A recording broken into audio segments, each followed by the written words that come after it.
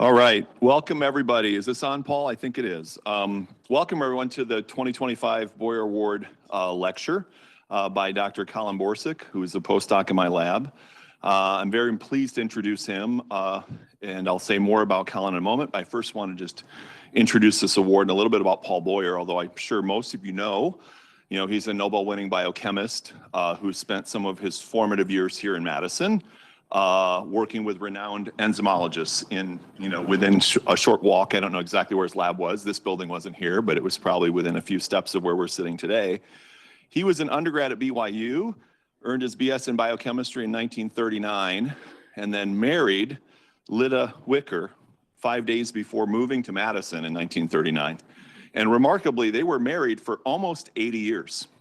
When he passed away in 2018. So just think about what it takes to be married for 79 and a half years. But after he married Lyda, he arrived here in Wisconsin, and he was a Wharf Scholar during the time he earned his PhD up until 1943. He was then a postdoc at Stanford, a professor at Minnesota, and then starting in about 1963, he spent the rest of his career at UCLA. And you know from the textbooks that he did research in the area of bioenergetics, and in 1997 was awarded the Nobel Prize in Chemistry for the elucidation of the enzymatic mechanism underlying synthesis of ATP. Okay, so pretty important topic, along with work with John Walker, who solved crystal structures of that complex. So when Boyer won the Nobel Prize, he then decided to donate some of the money to establish 3 endowments, one here in Madison, one at UCLA, and one in Minnesota, the 3 places that and I think he might have given some money to Stanford as well, but those 3 for sure have Boyer Awards for postdocs. And he provided those funds to provide an annual award for an outstanding postdoc who was representative of Boyer's spirit of teamwork, collaboration, and generosity. Okay, so I think I nominated Collin because I think he embodies those and amplifies those characteristics. So I first worked with Collin when he was an NMR FAM user back during the pandemic in 2020. So Collin was working as a graduate student in Ben Wiley's group. Ben was one of my former students and was coming up for tenure at Texas Tech. But with the pandemic, they were shutting down the instruments at Texas Tech. And so Katie and I worked with them to get them to send some samples to NMR FAM, and we collected data. Actually, we were very short-staffed at NMR FAM at the time, so my students, Ben Harding and Eric Hahn, collected the data, and we sent it to Collin, and he analyzed it and published the last 2 papers of his thesis and graduated. And he was so happy with the data and the spirit of NMR FAM that we were then able to successfully recruit him, as well as another person you may know, Ashley Hyatt, to come to Madison as a team. And Ashley works with Katie, and we were able to recruit that pair. So we're very happy about that.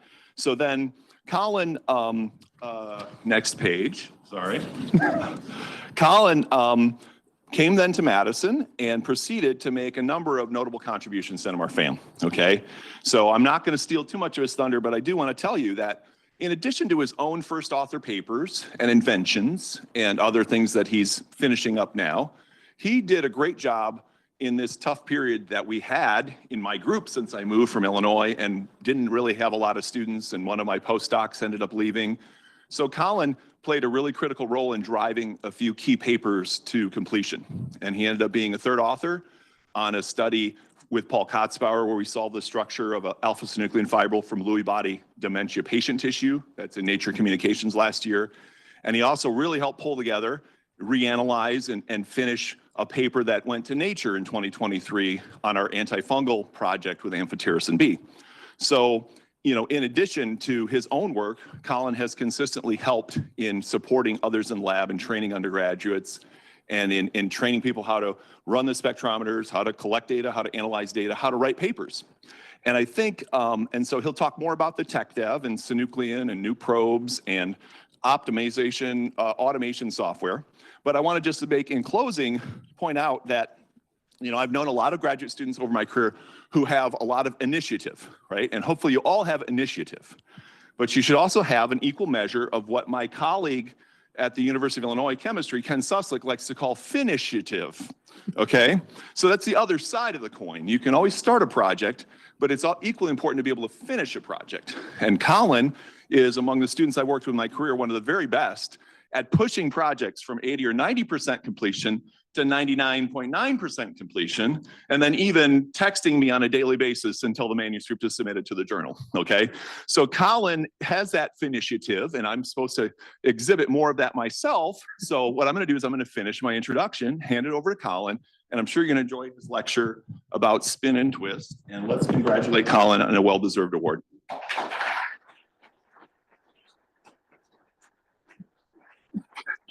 Thank you, Chad, for the kind words. Thank you, everybody, for coming. Thank you to the Department of Biochemistry for supporting science and celebrating young scientists, giving their presentations and the poster awards during these really trying times for the community. And I walked through the posters on my way over here, and I'm really astounded that even now, among my peers here with their really outstanding science, I've been selected for this award. Never really any of your own work could have been selected for it. So I'm very appreciative that you're all here to receive this award. And now I'll get on to my scientific talk. So I'll be presenting spin and twist. And this is not a dance move that I will perform up here for you guys, but it's actually a breakdown of the talk that I'm going to give, where I'm going to be speaking about the spin of the NMR nuclei. Whenever we put a NMR or magnetically active nuclei into the magnet, induces conformational alignment or alignment within the magnetic field, which we can then manipulate. So I'll be talking about methodologies and the technical aspects of that, including how we can maximize signal to noise or resolution within our spectrometer, and really drive higher sensitivity achievable through proton detection methodologies. And then, the bad habit that we do all of our work for, is to solve these biological problems, such as the twist of neurodegenerative fibrils and how they impact human health, in ways we're trying to get at diagnosing and potentially having therapeutic options for this very, very difficult disease problem. So I'm going to weave these topics together and sandwich the tech around the biology, right? So alpha-synuclein is a small intrinsically disordered protein. It's very important for the snare complex here that moves vesicles from neurons to excitize them to release neurotransmitter to allow for proper neuron function. Dysregulation of synuclein from its normal monomeric, dimeric, or tetrameric soluble form, causing aggregation, can lead to subsequent fibrillization and acclimation into Lewy bodies. And this has been known to cause cell disruption, and has been a hallmark, post-mortem hallmark for Parkinsonian diseases like Parkinson's disease and multiple system atrophy. And so the structure of these fibrils, where we can look at the fibrils from, say, patient tissue, which are immunohistochemically stained here, show these puncta that appear within affected brain tissue. Zooming in on these, we can see that a large portion of these plaques are fibrils that have distinctive twist. In this twist, they're long fibrils that are in register parallel beta sheets that can self-assemble and grow from end to end. These get much smaller as we're moving in, zooming in. And so it's been known for many years that there's different forms of these Parkinsonian diseases. Whenever the acclimation of alpha-synuclein into these neurodegenerative diseases are collectively known as synucleinopathies, these can manifest as different strains, where Parkinson's disease here is mostly a movement disorder, and the main areas of neuronal loss are the substantia nigra, or regions of the brain associated with movement, or dementia with Lewy body, which also have substantia nigra affected, but you also have a cognitive disorder and memory disorder because the neocortex has additional neuron loss as well. And then we have multiple system atrophy, which is a balance and coordination disorder and has a much more rapid onset due to affecting the brainstem and influencing the autonomic nervous system. So getting to these disorders, if that'll go, we really like a way to be able to diagnose these. These are very difficult for clinicians to diagnose because many of the diseases take years to progress. It takes a very well-trained and experienced clinician to be able to diagnose these, and even then diagnoses are very difficult and usually very wrong, or can be very wrong. So, clinical therapeutics are very difficult to assign to each one of these diseases. So let's take a zoom out. Let's look at our main character, synuclein, and its kind of lifestyle. So it's normal function. It's in a monomer or some form of oligomer. These form together. They can go into a toxic oligomeric form, which this one is depicted here, that then proceeds to a fibril. This fibril then can lengthen through elongation, where it goes, the monomer binds the ends, the extensible ends, and grows onwards.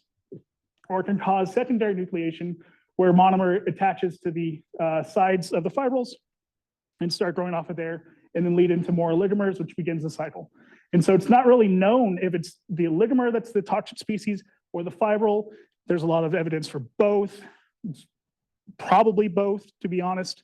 But we're going to be looking at the fibril because it is the central portion and diagnostic hallmark for Parkinson's disease. If we can target this, we can get a better idea of what kind of disease you have and how it's going to proceed, and therefore diagnose. And our way of doing this, our goal to do this, is to develop a PET imaging ligand, which stands for positron emission tomography. This is a safe, injectable radioactive chemical, radio tracer, which they will inject, and then they can see what areas of the brain light up. Because different forms of these nucleopathies affect different regions of the brain, we can therefore more easily assign what they are and figure out a therapeutic option for them, such as monoclonal antibody. And especially, this is important, being able to do this before clinical symptoms manifest. Once clinical symptoms manifest, it gets very difficult to be able to maintain quality of life thereafter. So you want to catch it before it gets really bad. And so could we design radio tracers specific to synuclein fibrils?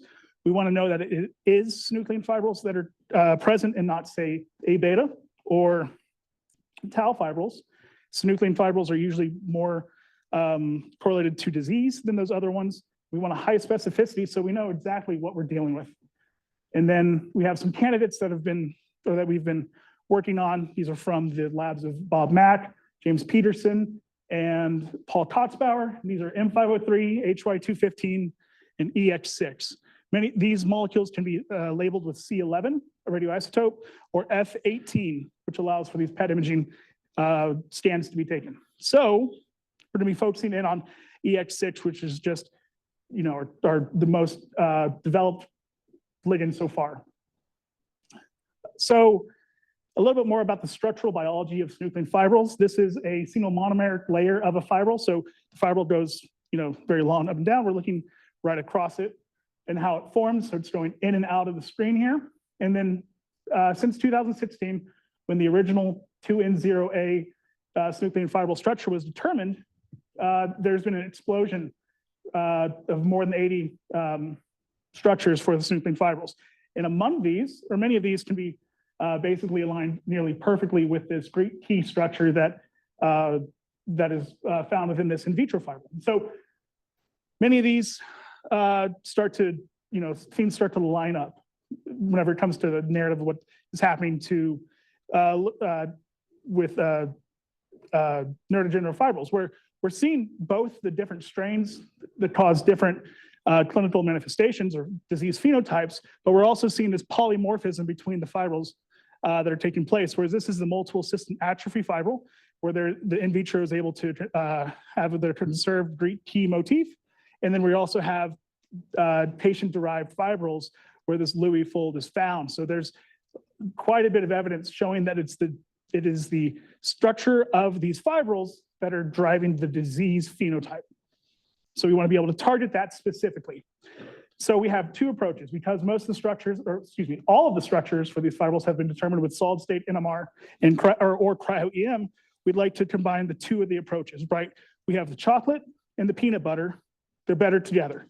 We can compensate for each other's weaknesses, such as for a lot of the biological fibers that are extracted from human brains, they lack a fibrillar twist. So you can't do a helical reconstruction over the long axis of the fibril.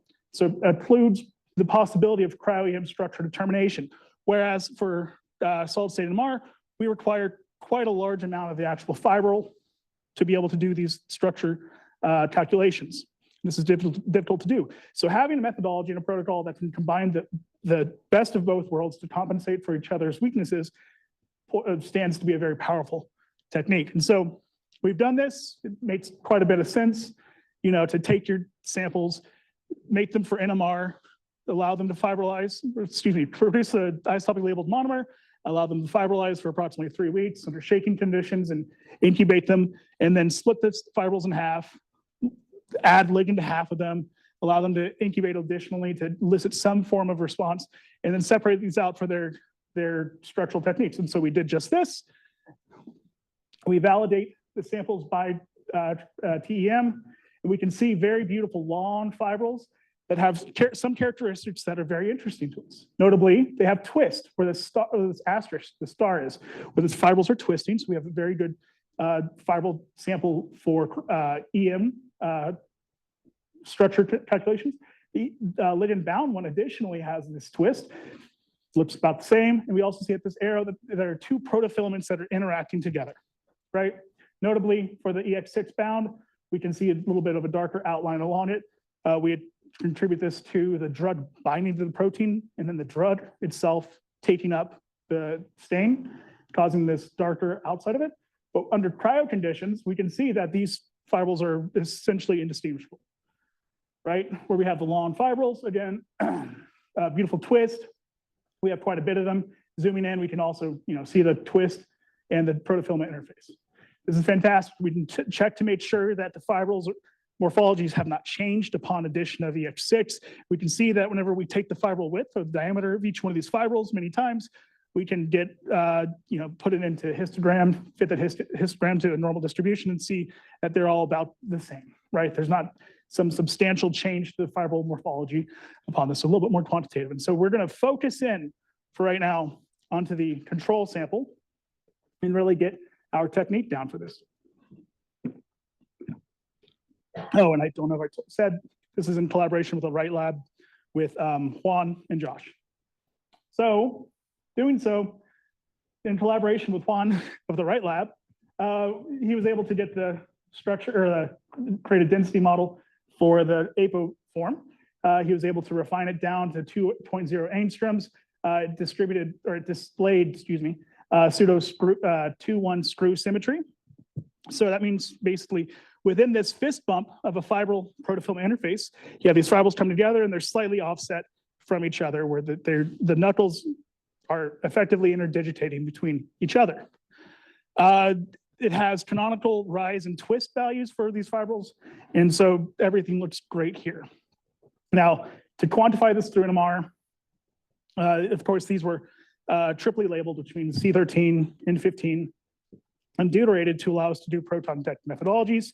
And so jumping into that, to introduce a little bit of you guys who are a little more unfamiliar with NMR, we do solid state NMR in the Rienstra Lab, which is in contrast to solution state, where the molecule is tumbling around. We can get distinct chemical information for each labeled site within the protein, right? We get beautiful isotropic chemical shift peaks that show us essentially what is happening at every individual labeled site. So it's a bookmark for the chemical environment for everything, right? That goes back to organic chemistry that you guys took in undergraduate, but for solid state NMR, we have a little bit more difficult of a time. Our samples are generally anisotropic. They don't tumble over time within the spectrometer. So what we do is we take our sample that doesn't have a correlation time or a tumbling time, and we spin it ourselves. You can spin it at what we call the magic angle, spin it really fast. The magic angle you can think of as the, for the p-chemists or the people that have a bad habit of p-chem, it is a node of the second Legendre polynomial, where you find that theta is equal to 0. Comes out to be 54.7 degrees. But for those who don't, want something a little bit more easy to remember, it's basically where you can take a cube, go from one edge to the furthest opposite edge, and find that azimuthal angle. So whenever you twist around that azimuthal angle of a cube, you're perfectly transpositioning x into y, y into z, z into x, right? And you're doing that many thousands of times a second. So we're really spinning these things fast. And that allows us to get highly isotropic lines, much in the same way that solution state is able to. And so we've really removed the size limitation for NMR in doing this process. And so traditionally, organic chemists or those who have experience with doing this from undergraduate, you do a single 1D NMR or one-dimensional NMR experiment, usually proton, to see what you're looking at. For solid state NMR or for protein NMR in general, you're going to deal with a very broad, very overlapped spectrum like this. This is for GB1, which is a great model protein, very small, wonderful physical characteristics for NMR, even especially in the solid state. But this here is essentially where you take all the contents of a book, all the information, you overlay them, where you're really only able to get the sides of the outliers which contain the information. So if they and with me, but to really extract the most information out of this, we need to go to higher dimensionality. We need to figure out how to separate out all this information. There's so much information within the bulk here out among different dimensions. And so to do this, you can really start to extract the beautiful prose of the spectra with beautiful lines, and each one of these peaks corresponding to some chemical correlation where the amide proton is speaking to the amide nitrogen and back out. We call that an H&H experiment. But you can see, now we see, the writings of Moby Dick that was in that large text block. We can effectively exploit spin at our own leisure in NMR, where we can transfer. I will show pulse sequence diagrams such as this one, where I'm showing the transfer of polarization from proton to nitrogen, and then we do some other stuff in there that we can go over, or that we can start over for now, but then from nitrogen to proton to detect. And to talk about these, I will be showing, if I show anything special, I'll be demonstrating this with the chemical or with the protein backbone and these arrows showing the transfer polarization.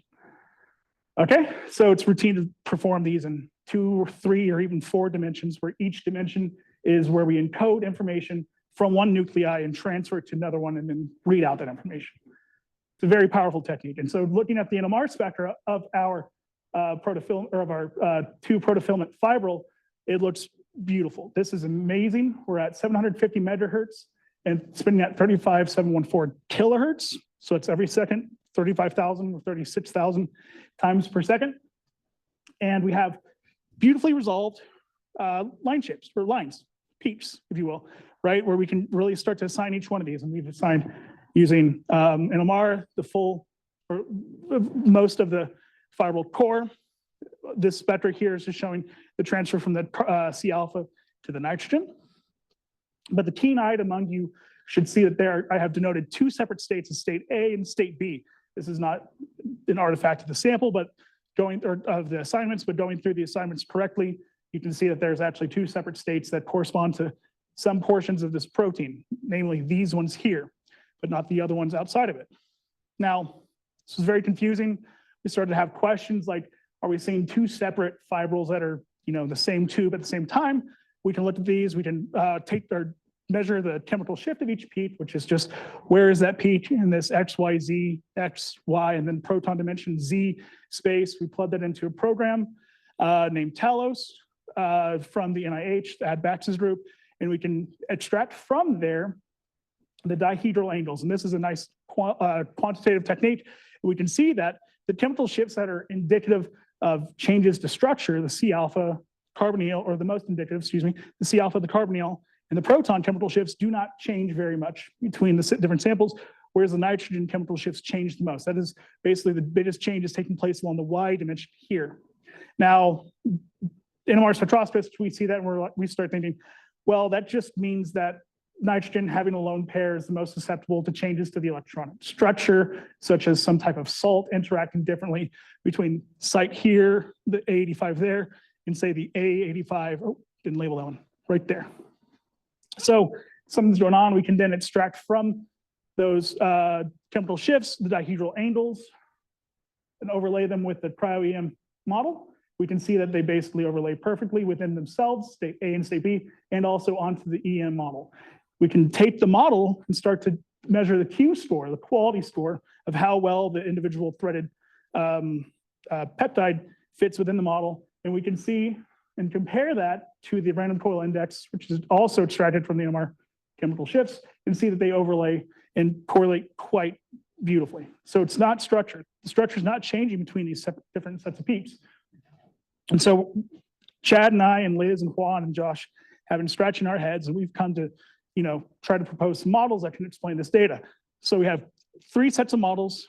One, that we have a model where there are 2 separate types of fibrils with slightly different morphologies, but generally the same structure, right? That's model A and B, where they're just next to, they overlap within the same NMR spectra and also the EM. Model B is where we're actually looking across the protophilic interface because we're using individual atoms as reporters. We might be getting information from one side, the red side, that corresponds to state A, or the other side of the fist bump that corresponds to state B.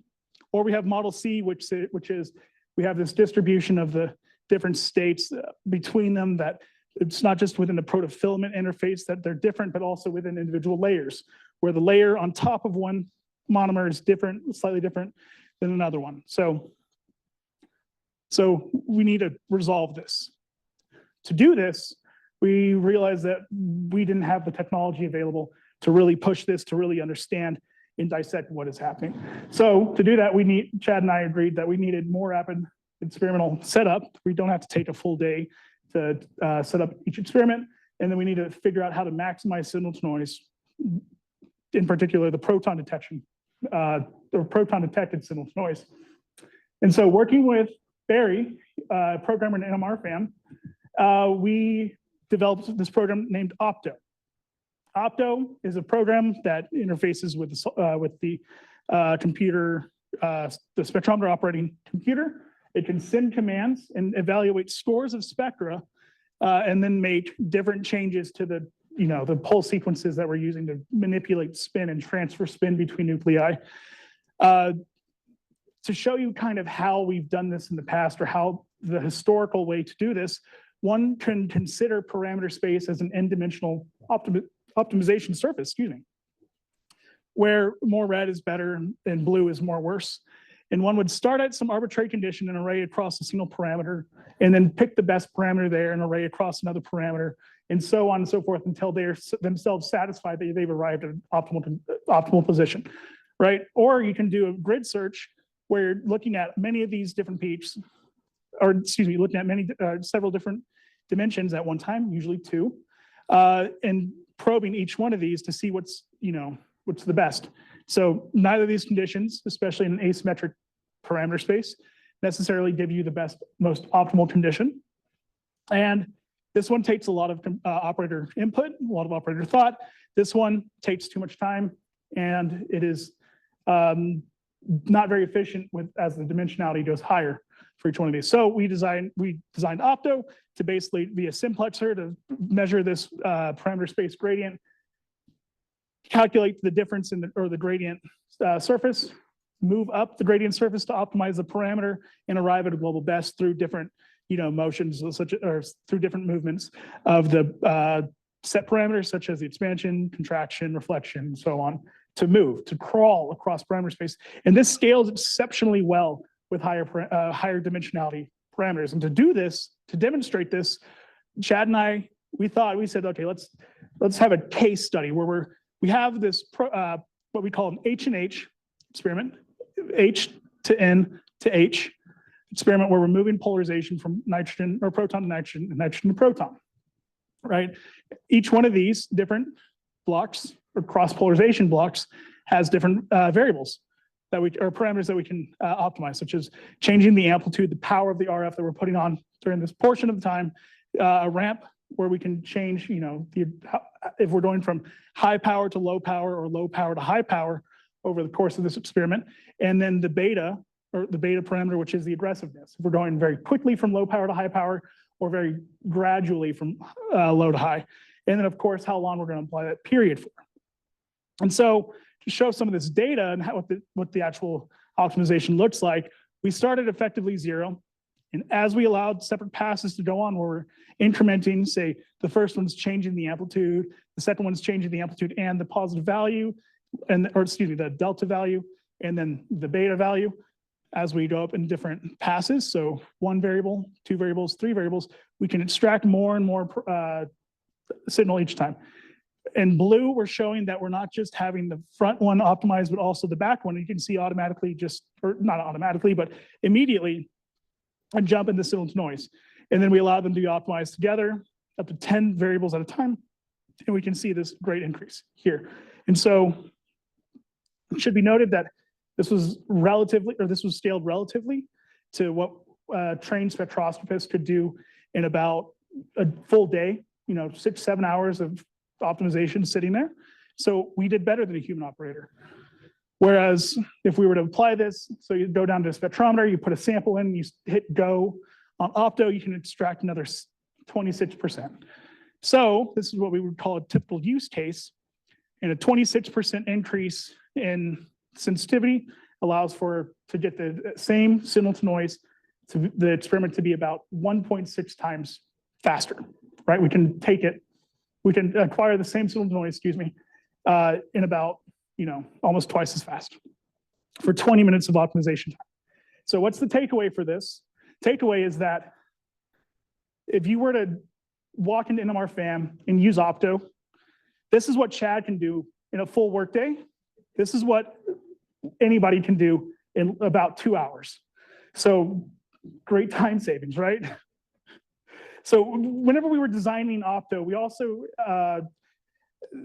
part of the philosophy that we had whenever we were designing it was that it needs to be generalizable. We need to be able to quickly and efficiently change variables and optimize these variables in ways that a normal human operator would not, because it just takes too much time. It's a very difficult thing. So this one is where I'm just seeing what the difference between having the ramp on proton or nitrogen on the out transfer versus the back transfer would do, where the out transfer is the first value, right? Which channel is the ramp on? And then the back transfer is this value. And if it's going up from the start to the end, or it's going down like this one here from the start to the end.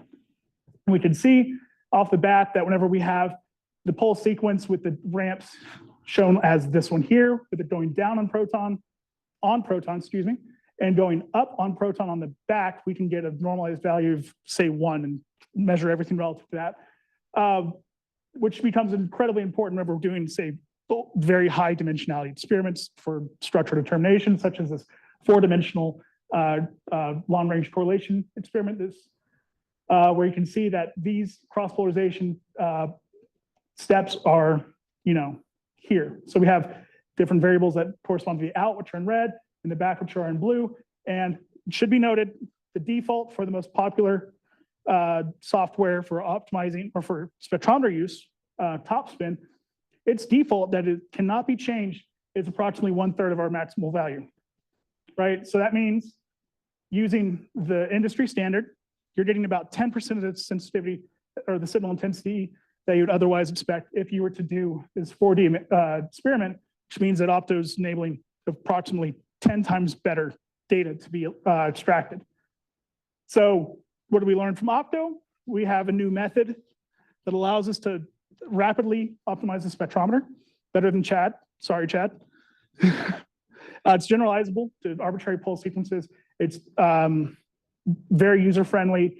I think it looks pretty good, but others would say it looks fairly generic, simple, effective. Yeah, it reduces the time the time a spectroscopist has to be there by approximately 10 times, which means I walk up, I hit the parameters I want to optimize, I hit go, I go get coffee, I go to the wet lab, I go talk to Joe, about another experiment I want him to run. But the signal that it can optimize can get between 30% better to 200% better. And so we wrote this up and we submitted it to JAX, and we're very happy to see that it was published there very recently. We're very, very proud of this, and we look forward to seeing how this can be applied in the future to push solid state NMR a little bit more. So now that we've finished up the software, we now want to go into the hardware, where we're discussing these, we're going to discuss changes to the coil technology that we have. This was in collaboration with Phoenix NMR out of Loveland, Colorado, with John Stringer, the chief technical officer, the chief operating officer. And, he's had a long relationship with Chad, going back 20 years or so. And so to give you guys some background, this is the normal coil that would be inside of its NMR probe. This is approximately 1.8 millimeters across for a 1.6 millimeter rotor that to go inside of there. You irradiate with this, you detect with this. This goes off to your different channels, such as proton, your X channel, which in our bio-NMR is usually carbon, and our Y channel, which is usually nitrogen. The idea was to separate out the resonator such that you have one devoted only to proton, and the others are on the saddle coil on the outside that are to X and Y. And what this gives us the ability to do is have our proton resonator closer to the sample. It's not having to split circuitry with the other channels. It allows for an overall more efficient channel or coil for the sample to go into for proton detect. This entire contraption here is right here in the probe. It's very, very small. Put your little 1.6 millimeter rotor in there. Then this gets raised into the sweet spot of the magnet where the magnetic field is highest. And that would be about right there for Ayrshire, our 750 megahertz magnet. And so let's see how this does in comparison to a standard coil. For a standard coil with 3 channels on the same coil, we can see that we get a 90-degree pulse at about 2.2 microseconds. And as we start to oscillate this pulse, apply it for longer and longer and longer, of course, we are quite literally applying the pulse, move the polarization from the magnetic field, transverse to detect, and then we're allowing it to keep going over and over and over. And this tells us effectively how well our magnetic field is, or excuse me, our applied RF field is being applied over the full course of that oscillation. So that would be the 9-degree pulse, the 450, and the 810. We can measure the intensity at each one of these peaks to get a general idea of how homogeneous our pulses are.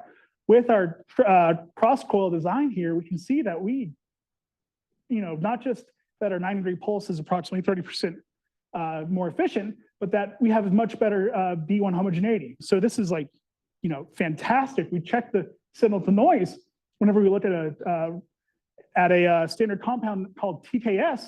This TKS sample, we see immediately a 30% increase, taking the sample from one probe, putting in the same sample into another probe, 30%.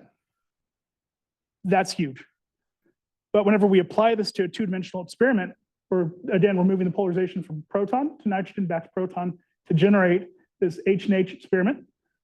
We can see at the same magnetic field an increase of 2 to the signal to noise for each one of these peaks. If I take a crosshair of this lysine 10 right here, that single outline peak, we can see a significant increase in the signal to noise, which I've plotted over here.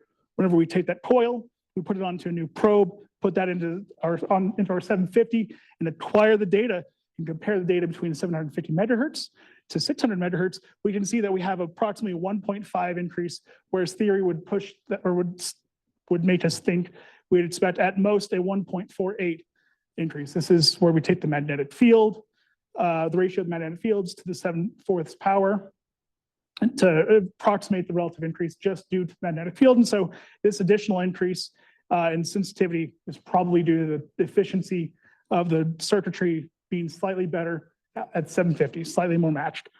And so we doubled our sensitivity for 2 dimensions. What if we go higher, right? Higher dimensionality, more information we can extract. So we do our HN, HH, and H, which is just 2 H and H's put together, right? So this is the out, the back. So that would be where we're going from here to there. But then before we go back and look at nitrogen, or move it back from proton and detect, we move it from one proton to some other proton further away, so we can get distance information between protons, right? And then we can move it back to the nitrogen and read out on proton here. So it's 2 of those 2 2Ds put together, right? It gives us 4 dimensions in the way that we implement it here. So H and H, lowercase HH is known for, we don't digitize those dimensions, but then we digitize the capitalized ones. And so if we take the first HN dimension of this, we can get a 2D. But if we were to zoom in at the pixel that corresponds to the maximum of G9, if we look at that from that 2D projection of a 4D data set, we're looking at 1 dimension of it, we can actually extract out an H and H that corresponds to polarization that was from this G9 that gives us spatially encoded distance information from G9 to the surrounding nuclei around it. We are limited by the distance the parameters for the distance experiment we're doing here, not so much signal noise. We're able to see distances up to 6 angstroms away from our G9 portion there. So comparing this to a standard solenoid coil, we have twice as much data. Twice as much signal. At least this would take approximately 88 hours as opposed to the 22 hours it took for our cross-coil design. This is, a 4x improvement in total spectrometer time it requires to do this experiment, which is nothing to sneeze at.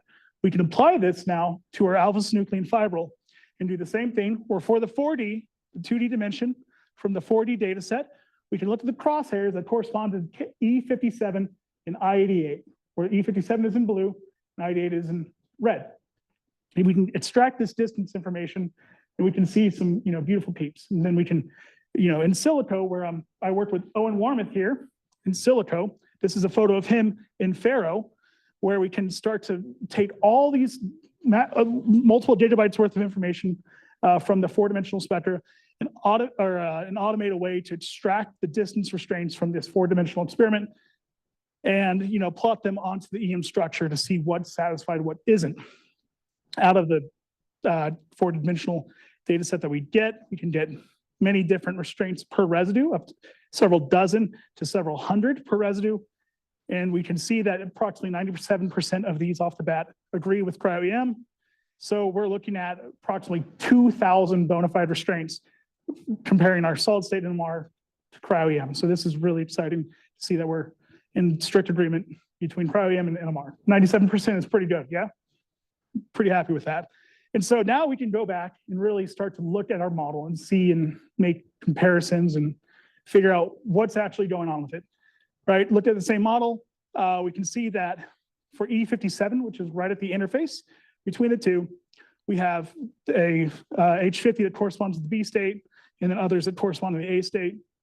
And in I88, we see both the B state and the A state, much like E57. What this means is that model C is the model that most describes our data that confirms this, and we can see across the fibril interface and also within the fibril itself, so we can see different layers that are actually, slightly different with chemical shift, as we go along the fibril axis and across the protofilament interface. So let's head back to synuclein pathology. We looked at the monomer. We want to see what's going on with the fibril. We can attach ligands to it to see what's going on through PET imaging. So this was done in collaboration with Bob Mack and James Peterson. They used the original solid state NMR structure to determine a set of high affinity binding ligands. This one's called EX6, they were able to determine, has a 9.5 nanomolar binding affinity. Take note of the alignment orientation that they designed this ligand to have, right? This was all in silico, and they expected this to bind from their computational experiments between Y39 and E46. So we had questions, they have this theory that it's going to bind to this region. We see, can we resolve the ligand binding site using EM and NMR? And what are the conformational differences? And then to, add more details to future drug discovery and future drug development, what are the molecular interactions that are stabilizing the ligand binding to these synuclein fibrils? And so now we go to the other side of the coin, where we looked at the ligand bound form. So we can take the H&H backbone spectrum of both the ligand bound and the ligand, or the control one that we just discussed. We can immediately see chemical shift perturbations where K58 or so is moving up there, and then we have G47 moving over there, and so on. What we notice, so whenever EX6 is within the fibril, we see these different hotspots where the chemical shift perturbations are most. You can grab some water now. Whenever we looked at these on the structure, we can see that the only way that H50 can be in close proximity to K58 is if it's binding across at this protofilament interface, where the thumbs are of that fist bump. So we can then perform an experiment utilizing the fully protonated EX6 to our deuterated system. We can take the protons on there we can transfer the polarization from the ligand to the protein and then read out on the protein to see what locations have the ligand closest to it. Doing so and comparing between the control and the ligand bound one, we can see these different peaks that are marked in blue that correspond to EX6 binding. And notably, this was like a smoking gun to me. We see these methyl groups that are close to H50 that are only here on the PET imaging ligand in the head group, excuse me, what we call the head of the ligand, head, neck, body. And so whenever we see that, we can say, hey, that ligand is probably oriented in this fashion. So whenever Juan goes and applies the same reconstructive techniques on the EM data as he did for the control sample, using the same twist and rise values and the symmetry values, he was able to resolve density that corresponded to that ligand, right? I think it's beautiful. So he was able to take the NMR data, take the EM density, place the head proximal to H50, this thumb region of the protofilament. Whenever you compare different height map thresholds, excuse me, you can see that this is pretty solidly in that density. It's not some artifact that we're, basically introducing within the processing, right? Whenever we take it to lower density, we can see that, we identified the body, but not so much the glycolytic linker between the head and body, or the neck portion of it. So Juan said, let's look for additional reasons why we're not able to resolve the density as well for this ligand as we were able to do for the single control sample. And what we arrived at is that there might be different packing ways that the ligand is binding to the synuclein, and then it's alternating differently between different layers somehow. Doing so, he started to take the rise, expand the rise that can be the inner box distance between the rise that corresponds to approximately 4 times the canonical helical inner layer distance. And what he observed in the density is that there was this alternation between the ligand where it's completely parallel to the, or perpendicular to the fibril axis, and one that is slightly angled to the fibril axis. And these are split approximately by 3 lengths of the inter-beta sheet distance, interbox distance. So that allowed him to refine, and we get the structure of the EX6 binding better with higher resolution. And what we've noticed whenever we look at how the protein and ligand are interacting is that it's this massive cationic site where we have 4 lysines, a histidine, and tyrosine interacting with our ligand. What we notice immediately is that there's also EX6 interacting with itself through pi-pi stacking, and then also through cation-pi interactions between here, or pi-pi stacking also between, say, tyrosine 39 and the body portion of it. So, this looks pretty beautiful and really explains that we're not trying to develop imaging ligands for fibrils. This is not a normal ligand binding spot. It's not an occluded cleft. It's pretty regular through it. And so it makes sense whenever you really sit down and think about it, that perhaps to get a high affinity ligand that binds to this fibril, you don't really just need to look at how the ligand is binding to the fibril itself, but how it's interacting with itself. What structural features can you add to the ligand that enhances it to bind to the fibril long axis? And so we think this is very important for how EX6 is able to be specific towards synuclein, how it's able to bind synuclein with high affinity, and we're very excited for this. We then can try to extrapolate, where does this sit within human disease, right? So we look at the different structures from Schweidhauser in Nature, where they took the patient-derived multiple system atrophy tissue, they extracted the fibrils, got the structures, those are the ones here. And we can see that for the most part, this binding site where EX6 is conserved. So we're able to take our in vitro fibril and look at how EX6 is binding, and we can hope and check to make sure that it is replicated in MSA, giving us a lead compound to develop better PET imaging ligand probes for, say, MSA here. And so this is very exciting. To conclude, we use NMR and cryo-EM to get the structures of the apo and ligand-bound forms of synuclein.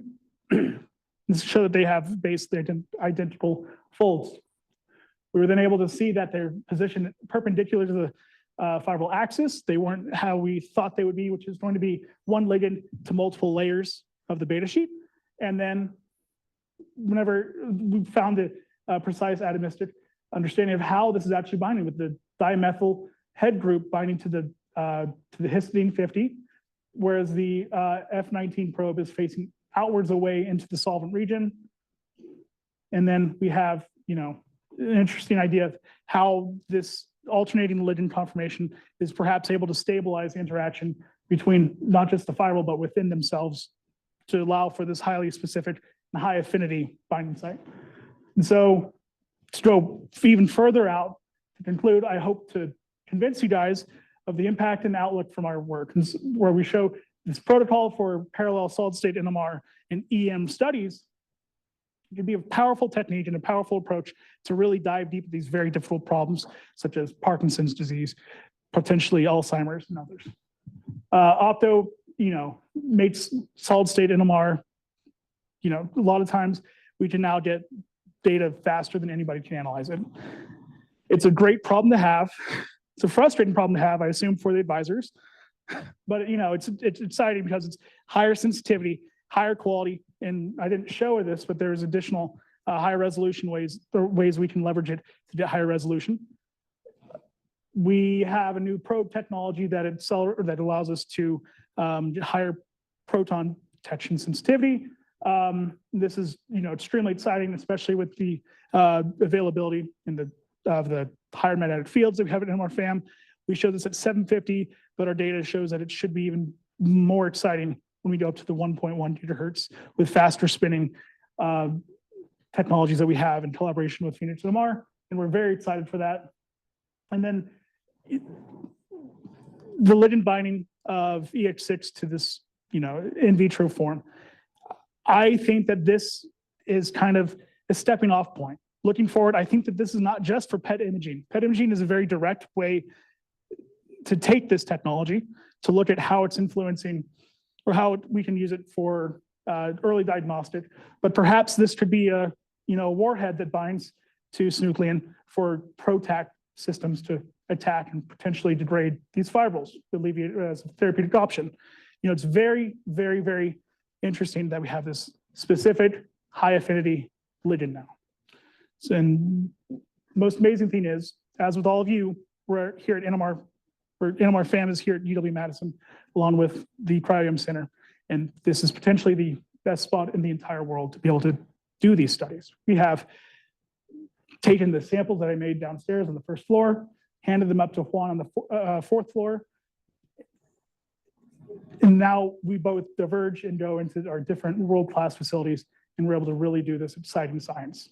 And I think this is one of the only places in the world, or at least one of the few that can probably fit on a hand, if you count them on a hand, that can do this. And it's a very exciting location, very exciting time to be able to do this. And I feel like, I got hired at a great time to be able to exploit these technologies, exploit these opportunities, and hope to contribute even more. And so I'd like to say thank you to all of you for attending, but especially for the people here that contributed with this work. In particular, Chad, for giving me the opportunity, giving me the, the push to do much of this work. Lauren, Rajat, Ben, Moses, Owen, Joe, and Bowden. Thank you guys for being around. Rienstra Lab has been a fantastic location, along with all the undergraduates that are present within it. The Wright Lab for a very, fostering environment to do this science. Paul Kotzbauer and Peterson Mock Labs for a lot of their assistance in generating these ligands, Phoenix NMR for the exciting technologies they allowed us. And of course, the NMR FAM staff, without you guys, I don't think the facility would be nearly as operational and exciting to be at as it is. And of course, facilities, people that are associated with these facilities, I see you guys for EM back there. Thank you guys. And then the funders. Thank you to NIH and for giving us for awarding us the funding to do so and for a personal grant through the NIH. I thank you all for attending, and I'd be happy to take questions.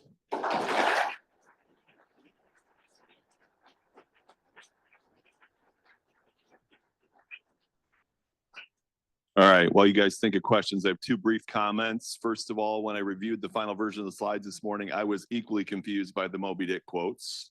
So I'm glad that got clarified. The other point is that with respect to Opta, we're very happy that, I'm very happy that I don't have to spend 8 hours a day optimizing the spectrometers myself, because then it gives me more time to analyze the data and write papers and grants. And it also makes it easier for new users to NMR FAM to be able to run the spectrometers. So it's another big advantage, and Collin's inventions have contributed to that. So do others have questions? Who wants to go first? Collin. Hi, Collin. Hi, Collin. Does EX6 induce fibril formation at all? Like, does it binding in there make it more readily form more fibrils? Great question. So far as the Peterson Lab has tested, they actually did an experiment where they, see if I can find a slide for this, where they labeled the monomer with EX6. They did some click chemistry to bind EX6 to it.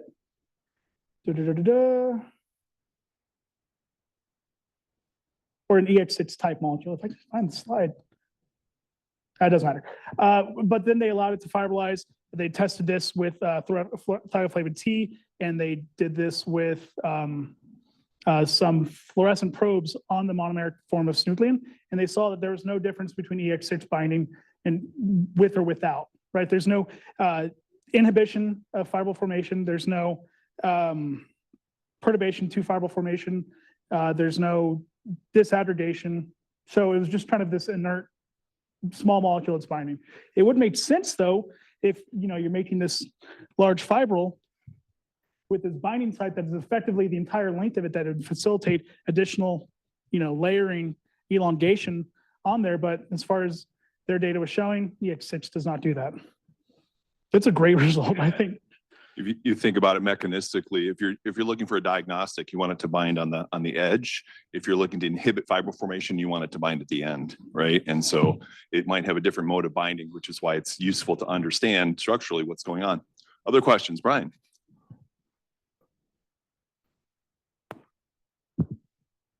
If you had a therapeutic agent, would it be to stop fibrils from forming, or is it to dissolve them after they form? I would think both, right? There's some molecules that are found in green tea. Joe here has been doing some experiments to see how this protein or the small molecule named are called EGCG, it's chief polyphenol found in green tea, can inhibit fibril formation. It's very interesting. There's been a lot of really great stuff he's been doing with it, but it would be very, I don't know.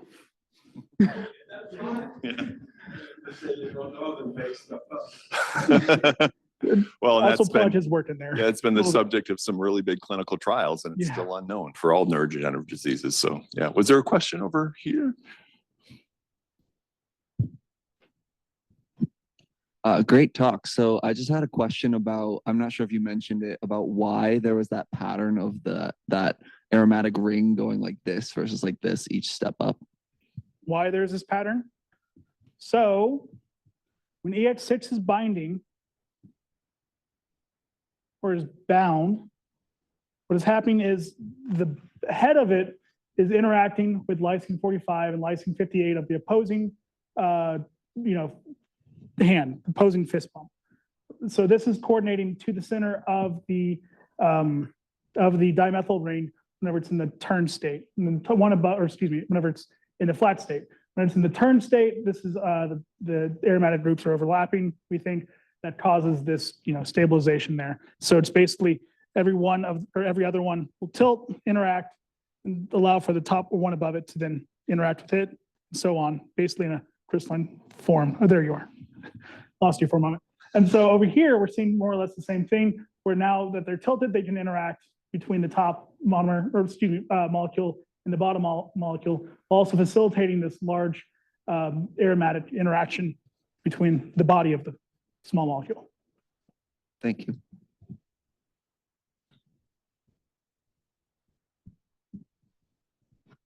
Hi, very nice talk. And my question is about like the usage of the Opter like autonomous software. Mhm. So like from the slides, I might be wrong, but it looks like a learning process, like trying to calculate the gradient and find the like local like optimums. So like if there are any, I'm wondering if there exists any cases that this software fails to find this like local optimum, or like if users need to like adjust the learning rate based on different like systems, like if they did not start the fibrous, like if they start the other systems, do they need to like adjust some other parameters? Thank you.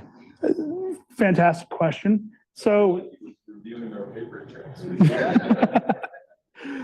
so this is a fairly dumb program. There's no learning in it. It's using the optimizer algorithm Nelder-Mead. It's one of the first ones made back in the 1950s by Nelder and Mead. But what it does is, I'll show this one here. This is what we call a cold start, where we start with zero signal, right? We're starting right there. What Opto is able to do is it's then able to probe around the optimization surface enough to find basically a bootstrap to pull itself up. So it's able to grab or identify a little bit of signal and then take from that, basically optimize away. It's a very dumb system, but it's also very robust, very fit, maybe efficient is not the right word because this one took 500 or so evaluations, but it works very, very well. Now, if I were to take this sample out and put a different sample in, there are some variations between sample properties that would change how, say, a part of the backbone here for this like H to C alpha to nitrogen or to N15 to H, following this polarization transfer pathway, that would influence, the polarization transfer of those steps. So the, different dynamic motions. A reviewer, got kind of testy with us that we applied this to alpha-synuclein whenever we had already shown this on GB1. They're saying, why? Why would you do that? Why not GB1? Well, different dynamics can cause different spin dynamics to basically manifest. So you can always change and slightly optimize based upon different sample, different salinity within the sample, different temperature, and so on, different formation, right? So, it's dumb system to use, or excuse me, it's a dumb algorithm to use Nelder-Mead, but it's very robust and efficient to getting great signal. Thank you. Great question. Any other? Oh, one more question, I think in the back, and then we have a reception. Hi, Collin. Nice talk. And I have a question about that. You have 3 models of your alpha-synuclein fibrils that like they are arranged at the like model determination part that you said you use NOE restraints to determine like which model is it that actually arranges. But I wonder that how do you know that your 2 different states of molecules are on the same layer, or like the distant restraints are from molecules on the same layer or from molecules on different layers? And is there a pattern for this that require for ligand binding? Thank you. Great question. So to tell if there's different layers, I decided to see what would happen. So we have different, several things. This is the fibril cross section. So it's going in and out of the screen. Whenever we look at the E56 or E57, excuse me, we're looking across the protofill interface, but also layers above it, right? Layers above and below. Whenever we were doing the automated distance abstraction, we were considering layers above, below, and across to extract many of those restraints. But whenever you do that for E57, you're looking across, and so you can't be very sure if it's model C or model B. But looking at I88, where we're not looking across the protofilm interface, we can still see state A for say A78 and state B, or excuse me, A for 78 and B for 78, which is located, about right there. And so those are coming from different packing on top and below, potentially in this type of pattern between the blue and the red here, okay? So how this responds to, or how this is impacting ligand binding, it could be that the ligand binding does feel this, and that could be the different patching that we're seeing between different layers can cause the what we're observing with the alternating density here, right? That this is an averaging out artifact of doing many, many different particles, looking at different layers as we're rising up. So we're actually seeing this inhomogeneity between separate layers. It could be tied. We don't know, because this is kind of, the bleeding edge where many structures for fibrils have not gone down this low. Many of the resolution for the NMR that we're doing has not been this high. So this could be a common motif found within this fibril biology, where we're not seeing perfectly stacked layers over and over again, but we see distributions of layers across this, and we've just never been able to recognize this yet. So, we're very excited by this. We've never been able to see this before, and, some limited potential for this. Yeah, just to add one final comment, many of the cases we're studying collaboratively with the EM facility, including things like synuclein and EMRE and tryptophan synthase and amphotericin. These are cases where very often they're assemblies and they have these really subtle asymmetries. Pug RNA is another example. And those are at a very fine resolution that hasn't previously been resolved by either cryo-EM or NMR. So we're sort of at this forefront of trying to understand a lot of those problems. And I think it's really exciting, but what they've shown is like most of this data, most of these discrepancies probably would have just been swept under the rug in previous studies. But now we're getting into such detail and finding what that last 3% of disagreement is between the two techniques. I think it's really, interesting, intellectually. So with that, I want to wrap it up. Thank Collin for a really great seminar. And we have a reception starting right across the hall as soon as we're out there. So let's thank Collin for a wonderful seminar. Thank you, everybody.